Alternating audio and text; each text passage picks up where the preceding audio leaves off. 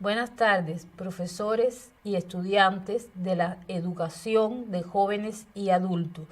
Nos corresponde hoy orientar los temas correspondientes a la asignatura de física de primero a séptimo semestre, tanto de la modalidad regular como por encuentro. FOC 1, curso regular y por encuentro. La temática que trataremos en el día de hoy se refiere a los movimientos rectilíneo uniforme y movimiento variado. Y con ello vamos a resolver problemas de este contenido.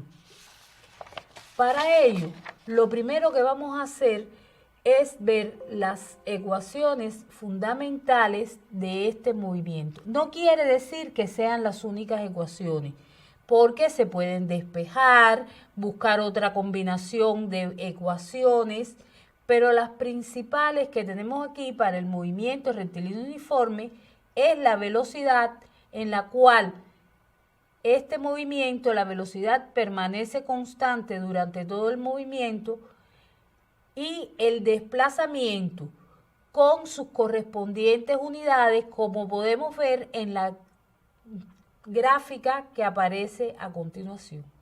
En el movimiento variado también tenemos las ecuaciones de la velocidad, la aceleración y el desplazamiento con sus correspondientes unidades. ¿Cómo podemos ver este contenido? ¿Dónde lo podemos encontrar? En el libro de texto, 10º grado, en el epígrafe 2 de las páginas 59 a las 76. Después que ustedes estudien este contenido y vean todos los pormenores que ellos tienen, van a resolver las tareas generales del capítulo que aparecen en la página 101, desde el ejercicio 1 hasta el 19. En estos ejercicios donde ustedes van a trabajar, van a tener combinación de ambos movimientos. Van a calcular la aceleración o el desplazamiento o la velocidad en dependencia de lo que vaya diciendo cada uno de esos ejercicios. Tengan en cuenta que en ocasiones las unidades de medida no aparecen en la unidad que nosotros les ofrecimos anteriormente en la pantalla, que es la del Sistema Internacional de Unidades. Pueden aparecer en otro tipo de unidades, por ejemplo, kilómetros por hora. Pero entonces debemos convertir esa unidad de kilómetros por hora a metros por segundo. Recordar que 1 kilómetro tiene 1000 metros y que 1 hora tiene 3600 segundos. Para el segundo semestre de facultad, tanto en la modalidad regular como por encuentro, vamos a trabajar con la ley de conservación de la cantidad de movimiento. Y también hay que resolver problemas. Este contenido lo podemos encontrar en el epígrafe 5.2 del libro de texto de 10º grado. Para ello, también les mostramos la gráfica que a continuación tenemos, donde vemos la relación que existe entre el impulso de la fuerza tratado en el encuentro anterior y la variación de la cantidad de movimiento. Cuando combinamos estas dos ecuaciones, aparece la ley de conservación de la cantidad de movimiento. En un sistema, la cantidad de movimiento, la variación total de la cantidad de movimiento es 0. Por lo tanto, quiere decir que la inicial es igual a la final para que se conserve. En la gráfica aparece un bateador al golpear la pelota y ven que se conserva la cantidad de movimiento. También cuando ocurren colisiones entre dos esferas, por ejemplo, cuando juegan al billar, ejemplo, también tienen cuando chocan dos autos, Y entonces, por ejemplo, la policía puede saber y determinar realmente cuando hace esos análisis, aplicando esta ley, quién es el culpable, quién violó las leyes, y es cuando podemos aplicar a la vida diaria la ley de conservación de la cantidad de movimiento. A que nosotros vamos a trabajarlo solo con 2 cuerpos para que sea más sencillo, pero pueden haber interacción de más de 2 cuerpos. Los ejercicios del capítulo 5 del libro de texto 10º grado, del 11 al 13, resuelven problemas de la variación de la cantidad de movimiento. Válido para el tercer semestre regular y por encuentro. El segundo semestre, perdón, regular y por encuentro. El tercer semestre regular y el curso por encuentro vamos a trabajar en esta semana con el trabajo termodinámico y el primer principio de la termodinámica. Al igual que los demás, tenemos muchas ecuaciones y vamos a salir de lo primero que dimos en el encuentro anterior, los procesos isotérmicos, isobáricos, isocóricos. Ellos también se aplican en esta parte del contenido. ¿Dónde podemos encontrar este contenido? En el libro de texto de 11º grado, parte 1, en el capítulo 3, epígrafe 3.1 al 3.7. Si nosotros vemos las ecuaciones del trabajo termodinámico, en pantalla aparecen escritos y aparece que el trabajo es igual a la presión por la variación del volumen.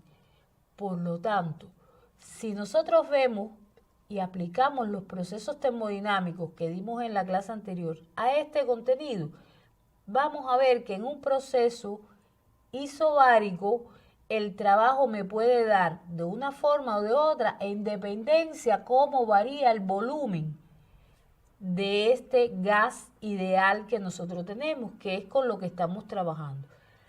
Si el gas se expande, el volumen va a aumentar. Y si el volumen aumenta, el trabajo me va a dar positivo. Por lo tanto, ¿quién está haciendo el trabajo? Sencillamente el trabajo lo realiza el gas sobre el medio. Y por eso es que él se va a expandir. Él está realizando trabajo. Pero si comprimimos el gas, ¿quién está haciendo el trabajo? Es el medio quien hace el trabajo sobre el gas. Por lo tanto, el gas se comprime y el trabajo me va a dar negativo. Sabiendo el trabajo, si me da positivo o negativo, sabemos si el gas se expande o se comprime. El primer principio de la termodinámica tiene mucha relación con el trabajo termodinámico, porque relaciona las magnitudes, el calor absorbido, el trabajo y la variación de la energía interna. Si el gas realiza trabajo, él absorbe calor en dependencia de si aumenta o disminuye su temperatura. Si aumenta la temperatura y aumenta el volumen, por supuesto que va a aumentar la cantidad de calor que él absorbe. De lo contrario, no va a variar. Cuando él se comprime, entonces disminuye la cantidad de calor que él existe. La energía interna. ¿Cómo varía la energía interna? Hay 2 formas de variar la energía interna.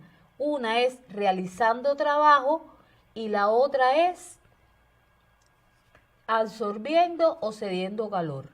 Si usted realiza trabajo, por ejemplo, cuando usted martilla sobre un clavito, el clavito también se calienta, el martillo se calienta, está variando la energía interna. ¿Cómo la varié? Realizando trabajo sobre el cuerpo. Pero cuando le suministramos calor, ¿por qué vía aumenta o disminuye la energía interna si suministramos o cede calor el cuerpo?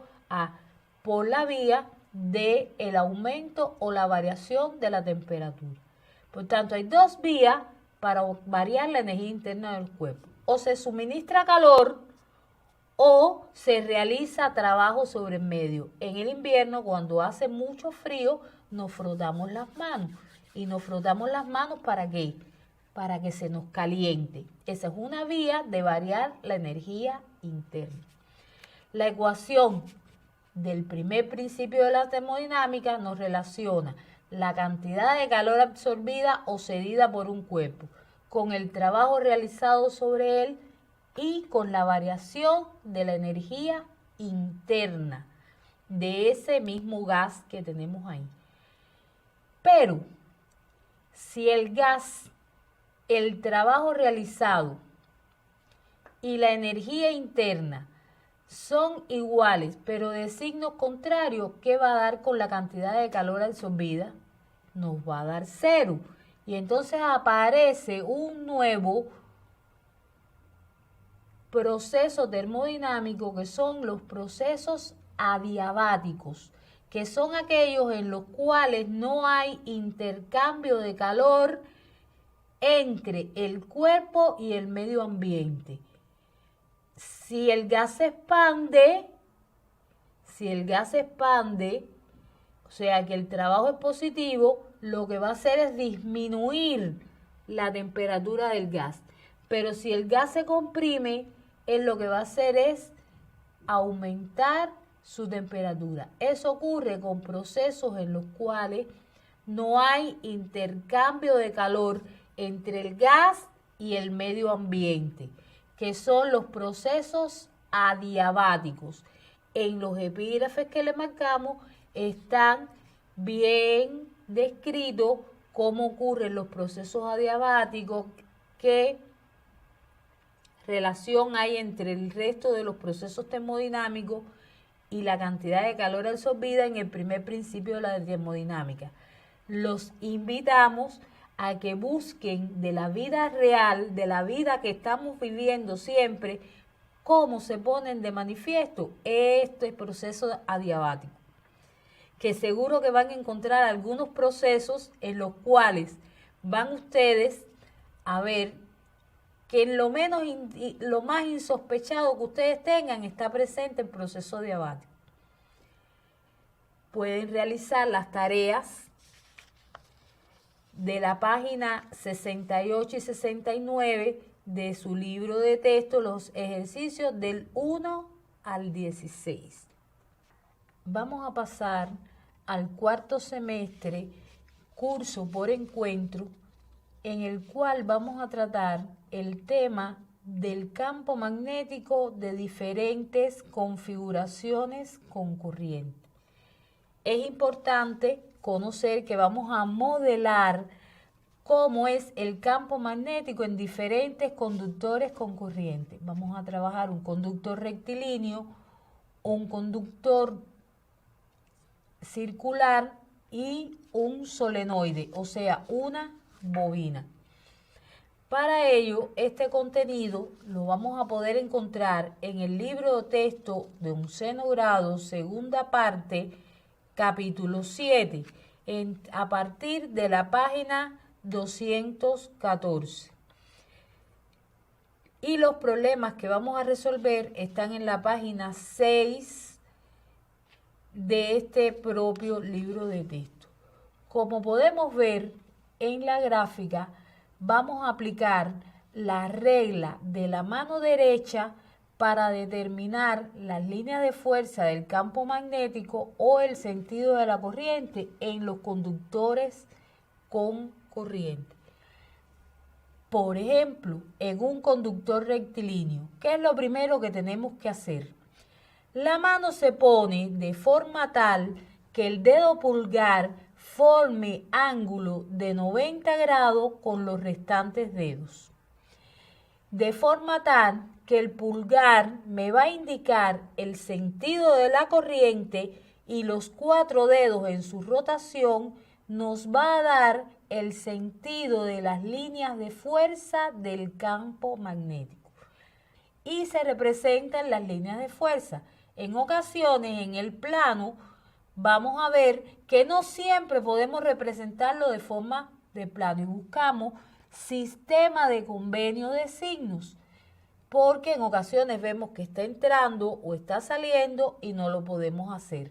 Sencillamente, cuando esté en el plano representamos cuando está entrando con crucecitas y cuando está saliendo con punticos, como aparece en la gráfica para un conductor recto igual. Asimismo se utiliza para un conductor circular y para una bobina. Y aquí tenemos diferentes configuraciones con las cuales vamos a trabajar, como aparece en la gráfica que a continuación les mostramos. Tenemos la lámina y aquí lo tienen bien representado, que además aparecen en el libro de texto.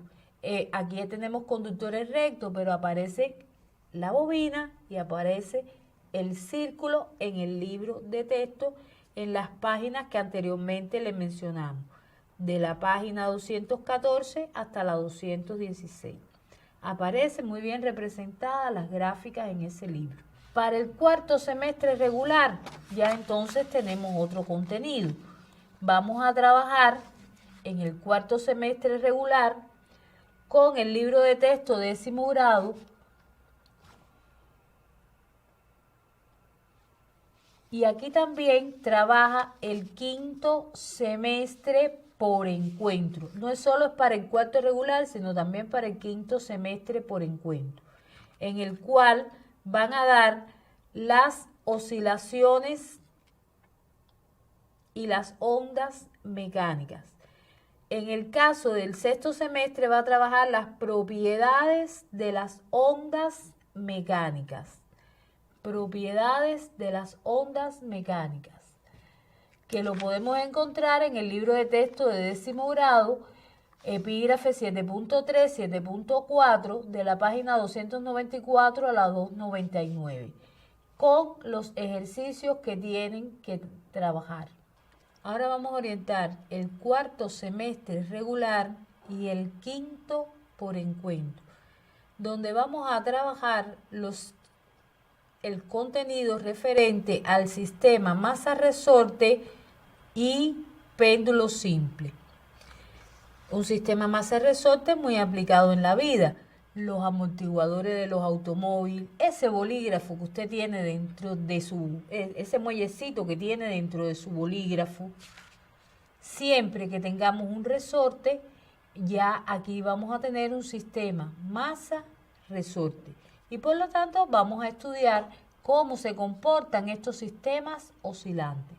También el péndulo simple. ¿Qué ejemplo más sencillo que el péndulo de un reloj? De ese reloj que hasta a veces lo tenemos con un cucú y nos va dando la hora y a partir del movimiento de su péndulo sabemos los segundos que están oscilando. En este sentido vamos a encontrar el contenido en el capítulo 7 del libro de texto del 10º grado, de las páginas 294 a la 299, en los epígrafes 7.3 y 7.4. Tienen que tener en cuenta también cómo se comportan y buscar las ecuaciones correspondientes a este sistema, en el cual el péndulo simple tiene su comportamiento y el sistema masa-resorte tiene el otro. Buscar también e investigar cómo es el comportamiento energético para cada uno de estos sistemas, cómo se comporta la energía, dónde es mayor el valor de la velocidad, dónde es menor el valor de la velocidad, dónde es mayor la amplitud, dónde es menor la amplitud. Esos son contenidos que debemos buscar y resolver los ejercicios que tenemos. En el sexto semestre, por encuentros, ya vamos a comenzar a trabajar las propiedades de las ondas. Capítulo 7, libro texto, 10º grado, en los epígrafes del 7.3 al 7.4. página 294 a la 299. De estas propiedades de las ondas mecánicas, muy importante conocerlas porque vamos a ver cómo las ondas se reflejan, cómo se refractan, todas las propiedades de las ondas que ellos tienen, interferencia, difracción, que son las propiedades que más vamos a estudiar. Todas las ondas cumplen con esas propiedades, sean electromagnéticas, sean mecánicas, o más adelante en semestres posteriores cuando den las ondas luminosas. Van a percatarse que todas cumplen con la misma propiedad. Tienen que buscar la velocidad, cómo se calcula, cómo es la ecuación de la onda y esas propiedades de las ondas. Es maravilloso estudiarlo porque con ella vamos a ver el surgimiento del arco iris, etcétera, etcétera, etcétera. Pero ahora vamos a dedicarnos en esta clase de hoy solo a las ondas mecánicas. Solo a las mecánicas. No vamos a buscar otro tipo de onda. Más adelante, en otro encuentro, trataremos las ondas electromagnéticas y las ondas luminosas. Pero onda es onda y por lo tanto van a cumplir las mismas propiedades siempre. Si tenemos en casa una soguita colgada, cuando le da el aire, la soguita comienza un movimiento ondulatorio. Y si por casualidad esa soguita se nos cortó y la empatamos una con otra, vamos a ver que cambia la velocidad de propagación de esa onda al pasar de un medio a otro. Y ahí tenemos una parte de las propiedades de las ondas. Entonces, es importante este estudio porque tiene muchas aplicaciones para la vida. Cuando en un charquito de agua dejamos caer una piedrecita, cómo se forman en las ondas ahí. Y muchos jugábamos con eso cuando éramos pequeños. ¿Alguna duda que puedan tener? Consulten. En el libro de texto aparece muy bien definido todo lo que tienen en ese momento. Vamos a comenzar el quinto regular y el séptimo por encuentro, donde vamos a estudiar el contenido correspondiente al efecto fotoeléctrico o fotoefecto. Y muy importante conocer la ecuación de Einstein para la solución de problemas con el fotoefecto. En este semestre, ¿dónde podemos encontrar el contenido? En el libro de texto 12 grado, capítulo 7, primera parte, en los epígrafes del 7.1 al 7.2 que aparecen en la página 49. Muy importante conocer el fotoefecto. Lo utilizamos mucho en la vida práctica. Por ejemplo, ¿han visto ustedes cómo se encienden y se apagan las luces de la ciudad? Cómo al amanecer, cuando comienza a darle la luz, ya las luces se apagan. Y cómo al atardecer, cuando ya cae la tarde, comienza a iluminarse toda la ciudad en el mismo momento. Ahí aparece el efecto fotoeléctrico. Y vamos a ver también las limitaciones de los átomos en el momento de cómo cumplir con este contenido y la ecuación del fotoefecto. Ya en el encuentro anterior estudiamos una parte de él y habíamos visto cómo trabajar la ecuación de Einstein del fotoefecto. En ella vemos que la constante de Planck multiplicada por la frecuencia de la radiación incidente va a ser igual a la energía cinética de los fotoelectrones más la frecuencia umbral. Frecuencia umbral que tiene cada uno de los fotoelectrones. Cada metal tiene su propia frecuencia umbral. En esta ecuación, aquí en la pantalla aparece cómo se describe ella, donde H es la constante de Planck, pero después la llevamos a símbolos como siempre hacemos, donde me dice que la energía de la radiación incidente va a ser igual a la energía cinética de los fotoelectrones más la frecuencia umbral. Para que se cumpla la condición de fotoefecto, la energía de la radiación incidente tiene que ser mayor o igual que el trabajo de extracción de los fotoelectrones. Si no se cumple esa condición, no ocurre el fotoefecto. Cada metal, cada sustancia tiene su propio valor de frecuencia umbral. Si no se cumple esa condición, no ocurre el fotoefecto. Y si son iguales, si la energía es igual al trabajo de extracción, sencillamente los fotoelectrones no tienen suficiente energía cinética para llegar al cátodo y tampoco va a ocurrir el fotoefecto. Por tanto, tiene que ser mayor que el trabajo de extracción. Al finalizar la clase les vamos a mostrar un video sobre cómo se comporta el átomo en el fotoefecto y en algunos de los momentos en los cuales él está realiza transiciones desde un nivel de energía a otro nivel de energía. Lo mismo se absorbe energía que si cede energía. Lo vamos a ver cómo ocurre, igual que las series espectrales, en el video al finalizar la clase.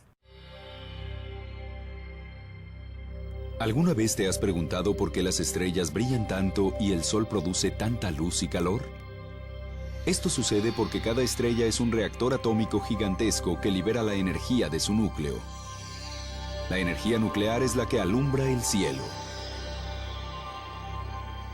El Sol es la estrella brillante más cercana a la Tierra y obtiene su energía al quemarse los gases en su núcleo mediante un proceso llamado fusión. Como la mayoría de las estrellas, el Sol está compuesto casi en su totalidad por dos gases, hidrógeno y helio. Durante la fusión, los átomos de hidrógeno chocan con tal fuerza que se fusionan y producen helio. Cada segundo, 600 millones de toneladas de hidrógeno se convierten en 596 toneladas de helio, y los 4 millones de toneladas de materia restantes se transforman en energía. Este proceso solo es posible por el enorme calor y presión en el centro del Sol. Allí dentro la temperatura es de 14 millones de grados centígrados. La energía se mueve del centro hacia la superficie produciendo grandes efectos. El espectáculo más impresionante es una explosión de energía conocida como erupción solar. Estas erupciones envían partículas radioactivas al espacio, partículas que son arrastradas por los vientos solares. Llegan a la Tierra en 1 o 2 días y son desviadas por el campo magnético de la Tierra. Pero en los polos norte y sur, estas partículas pueden penetrar las capas superiores de la atmósfera y producir una luz espectacular.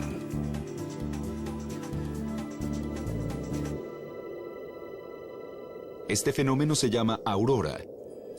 No todo mundo tiene la oportunidad de ver una aurora, pero todos sentimos la energía del Sol todos los días. A una distancia de 150 millones de kilómetros, estamos lo suficientemente lejos para disfrutar los beneficios de su luz y calor. Durante el proceso de fotosíntesis, las plantas absorben la energía del Sol y la utilizan para producir alimentos. Como cualquier otra estrella, el Sol se apagará poco a poco cuando se agoten los gases que lo alimentan. Los astrónomos consideran que el Sol tiene más de 4.000 millones de años y ya ha consumido la mitad del hidrógeno en su núcleo. Pero no hay por qué preocuparse. Todavía vivirá 5.000 millones de años más. La energía de las estrellas parece interminable. Por eso los científicos quisieran descubrir la manera de generarla en la Tierra. Pero esas son palabras mayores. Se necesitaría que duplicaran y controlaran las mismas condiciones que hay en el centro del Sol. Los científicos están trabajando para hacer justamente eso. Ahí tienen muy bien desarrollado toda la parte de la física del átomo que hemos dado en este semestre. Por lo tanto, nos despedimos hasta el próximo encuentro en el que nos veamos y trataremos otro contenido.